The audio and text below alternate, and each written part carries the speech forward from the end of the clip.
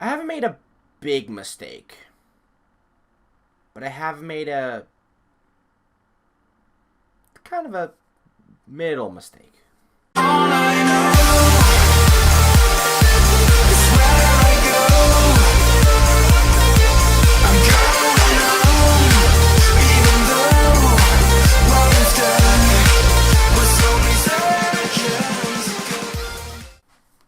Welcome back, everybody, to episode 24 of The Return. I am Toasty FM, and in the span of a day, we have traveled 5 months into the future. It's amazing. It's amazing what technology can do. But we're here now in March of 2023. And we have a game today against the best team in the division. Last time you saw us play a team that was in the relegation zone. And today you will see us play a team that is at the top of the table, where we should be. In all honesty, I believe that. And it will be important for us to measure ourselves against that level of competition. Now, I mentioned a mistake that I made earlier. But first we need some context. So, during our last episode, one thing I did not mention was that we have been rumored to be being taken over for a while. We had another takeover last season, but it didn't lead to anything, so I dismissed it. This season, around September, I believe, September or October, we were getting taken over again. And again, I didn't pay it no mind because of the previous failure. But we did get taken over sometime in January. Which means financially, we're in the in the black for now. We're making loan payments. So they didn't clear our debt. They just said let's give the bank our debt, and so we're gonna be making payments on that for a while. Or at least the club is. I don't know if I'm gonna be there. I don't know if I'm gonna be here that long to be fair, but we got some influx of cash, and then first of all I started re-signing some players because obviously last year I had some trouble with a lot of our young players getting poached from our under-19s, guys that I didn't have signed to long-term contracts. So I signed some players, and actually a couple players I was able to sign to less money than they were on the previous season. I think a guy like Pilar, I think I actually raised his money. Agbantoma was a player. He was earning 425 euros per week. Now he's earning 300, and I was like, okay, great. That's 125, and we are 125 euros per week in the bank that we're not going to be spending. And also, we still had 600 that we were not using for our payroll budget. So I was like, okay, I'm going to look at who's available. Who's available for a free. We can just pay some wages and see who can legitimately help our team. So I looked through, and there was this right winger. He's right there. His name is Ivenzo Convalius.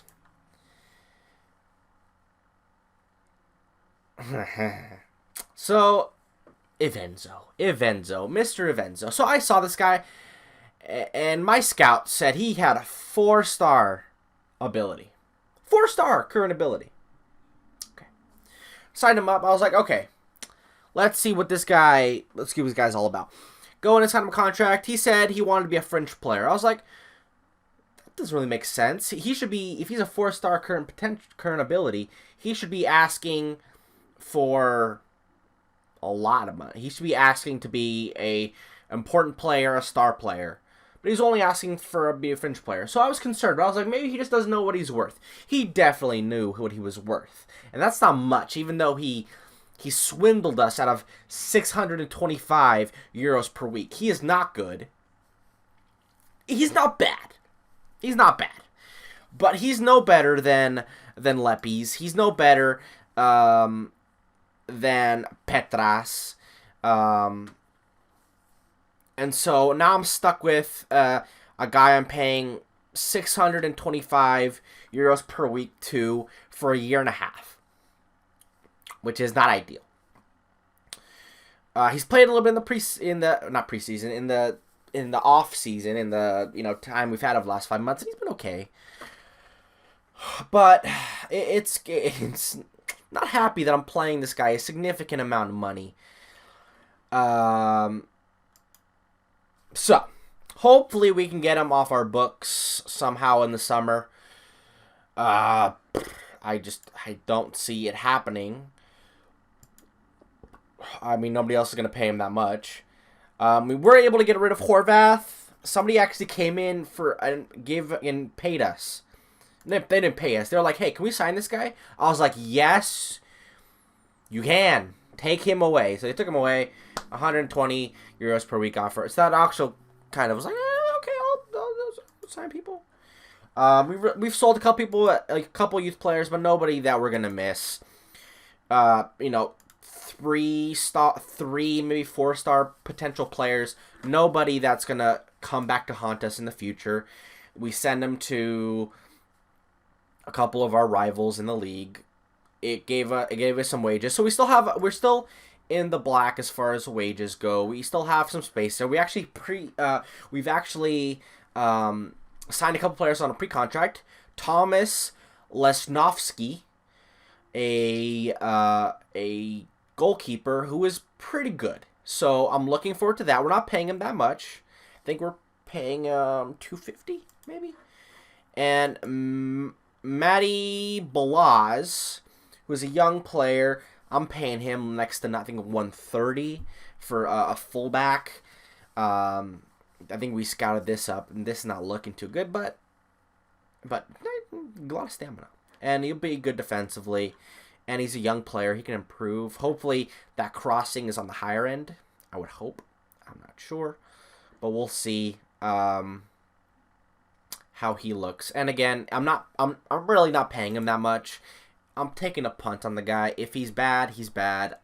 I'm not going to worry about it. Lesnovsky is a player that I would hope would become good, and he looks like a legitimately good shot stopper, and he'll reach anything in the air. He's a sweeper keeper, so his one-on-ones hopefully is good. His passing's but highly determined player, so hopefully he'll be a type of player that we could bring in and be our starting goalkeeper. Even though Mraz has been good this season, he'll be our deputy behind Lesnovsky. But anyway, like I said at the beginning of the episode, we come up against MFK Rosenborg, and we're 3 points behind them, so a win today would put us level with them. Again, we still have to worry about Spartak Trnava, but we've been good away from home. Home has been where we've gotten in some rough spots lately. So let's get into the game, and let's see what we're gonna look like for today's game. Okay, so this will be our lineup for today's game as we come up against Rosenborg. Mraz in goal, brother of Jason. Ozimi, Manik, Pilar, Favis, Safrenko, Kamara in the midfield. Barge, Poremba, Lepis on the right. Yes, we're not playing Convalius, Ivenzo. And Samov up top. Samov getting the start today.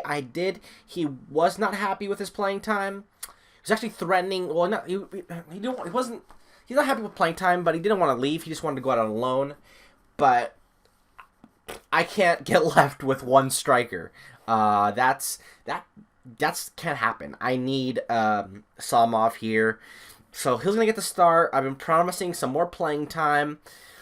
And Vasco's been okay, but he hasn't been, lighting the world on fire. So I don't have a problem starting Samov, even though it's a big game. But Samov has the match sharpness and the match conditioning to play in this game. Vasco doesn't. But Vasco maybe get some playing time, but it will be Samov today leading the line. Ivanzo Cornelius. I'm gonna give you the crappiest number. What number do you want? 83. 83. Your number is 83 because you're ass. And you don't deserve a good number because you're ass.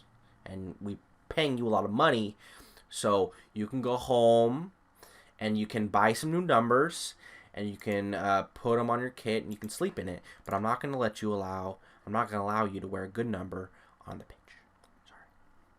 But we are playing in our clown kits today in our... Looks like a kid's yogurt. It's like a Go-Gurt.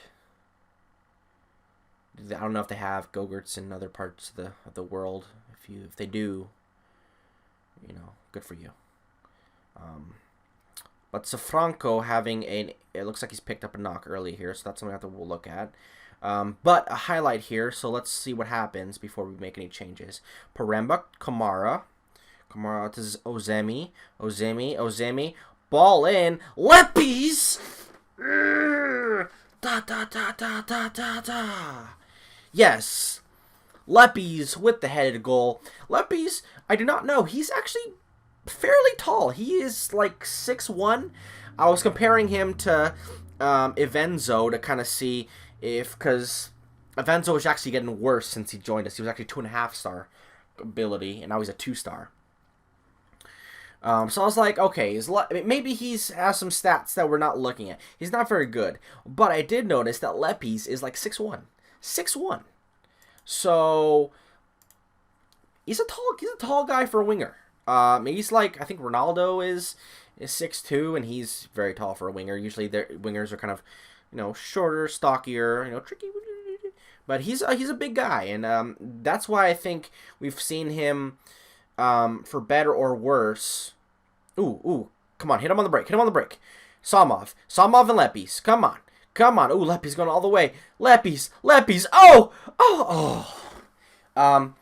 You've seen a lot of our highlights have been, you know, ball. Oh, let's not get hit straight back. Come on, bring him down. Get him in his knees. Okay. Oh no, that's not what I wanted. Oh, okay, that's okay. Whew. Thought that was a second yellow for a second. Lukac. Ooh, ball over the top by Takic. And almost at halftime, but the game does not want us to get to halftime, apparently.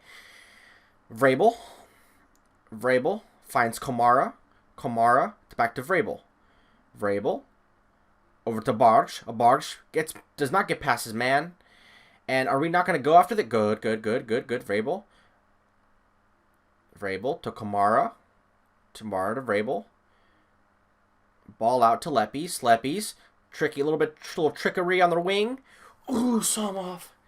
Just wide. I feel like we're going to regret if we don't get a lead here against good opposition in Rosenborg.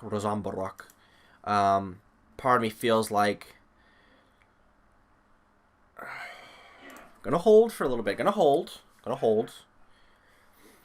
Not gonna get too anxious at all. Borch here with the ball in. He's gonna find Manik. Ooh, and another ball just goes begging over the bar. Half hour left. They've made all their changes. They're all in at this point. They've made all their changes. Borch not having the greatest game. But we don't have anybody else to play on that left-hand side. I don't think Convalius... He kind of... I mean, okay, he has one thing that's good about it. He can play fullback. So, if we want to play fullback, that's good. He has the slightest amount of versatility, but he can't play on the left or anything, which is disappointing. Samov is going to come off for Vasco. Okay. Just minutes left here. We can surely hold on. I'm you know. Avenzo Convalius coming on for the goal scorer Leppies. Just need to hold on to this lead. Barge here. Barge puts a ball in to Manik. Oh, so many headers. So many headers. We've had so many chances to go 2-0 up. Is it going to matter? No, it does not. We get the victory away from home. against MFK Rosenbrock. What a big win. Wow, Manic had an amazing game. 14 interceptions. Jesus. He was winning every header on our set pieces. He could have gotten a goal. 2 chances there. Not the prettiest of games. We didn't create a lot. But we held possession. We got our goal, and that's all that really matters. We were dominant in the air, I'm sure. If we looked at headers 1, action zone. That's what I wanted. It's not headers. Aerial challenges. Or maybe we weren't superior in the air.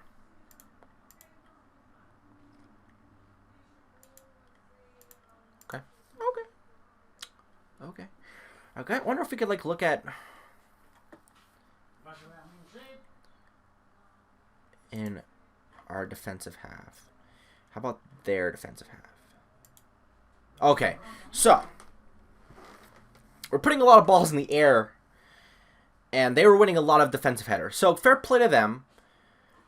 But we were definitely peppering shots in, and they had a lot of key headers. They had 13 key headers. So fair play to them. They did well in the air.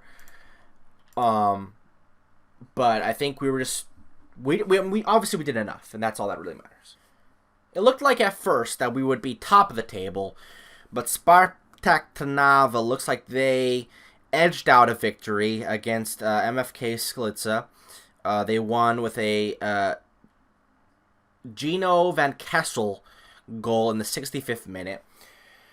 So it's cut even tighter at the top. Spartak Trnava in first place. The team got relegated this past season from the division above us in the Fortuna Liga, but they are down with us, and we're on their heels. And Dubnika's in there as well. Dubnika has been looks like they've their issue is that they can't get victories. They have nine draws and only 1 loss against Matador Puchov. But we handed Rorambarok one of their only 5 victories. They've lost to Dubnica, they've lost to Artmedia Przalka, Odiva Lapani. So maybe they're not the team. Maybe we have to look at Trnava as well. But we're in the top 2 places, and we're firmly there. It's a 4-team race. It's a 4-team race between Trnava, Bardiov, Rosenbrock, and Dubnica. Komarno are 9 points off the pace. 7 points off Dubnica. So they're not really with us. They're Komarno with 10 points off, the top place. So I think it's these 4 teams. Komarno may make a run. There's still plenty of games to go. 1, 2, 3, 4, 8, 11 games to go. And we're probably going to come back. This is going to be a big game right there. Dubnica. We have Komarno on the last day of the season. Looks like we've already played Trnava. We got the victory, which is good. That was a big victory. Now looking back at it, that's a huge victory. We beat them twice. I wonder what the tiebreakers are. Rules. I want you in my rules. Terracing is permitted in stadiums. What the fuck is terracing?